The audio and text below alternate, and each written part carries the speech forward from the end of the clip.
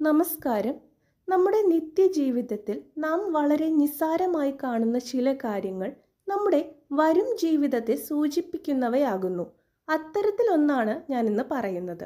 സാമ്പത്തികമായിട്ട് നമുക്ക് ഉയർച്ചയുണ്ടാകുന്നതിന് മുന്നോടിയായിട്ട് ചില പക്ഷികൾ നമ്മുടെ വീട്ടിലും വീടിൻ്റെ പരിസരത്തൊക്കെയായിട്ട് വരാറുണ്ട്. അത്തരത്തിലൊന്നാണ് ഉപ്പൻ. ഉപ്പൻ നമ്മുടെ വീടുകളിൽ വരുന്നത് ഐശ്വര്യത്തിനെ സൂചിപ്പിച്ചുകൊണ്ടാണ്.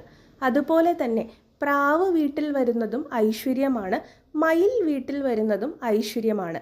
മയിൽ നമ്മുടെ വീട്ടിൽ വന്നു കഴിഞ്ഞാൽ എന്തെങ്കിലും ഒരു സന്തോഷ വാർത്ത നമ്മുടെ വീട്ടിൽ കേൾക്കാനുള്ള സാഹചര്യമുണ്ട് എന്നാണ് പറയപ്പെടുന്നത്. അതുപോലെ തന്നെ മറ്റു ചെറിയ കിളികളൊക്കെ വീടിൻ്റെ ഉള്ളിൽ വന്ന് കൂട് കൂട്ടുന്നത് ഉത്തമമാണ്. ഇത് സാമ്പത്തിക ഉയർച്ചയെയാണ് സൂചിപ്പിക്കുന്നത്.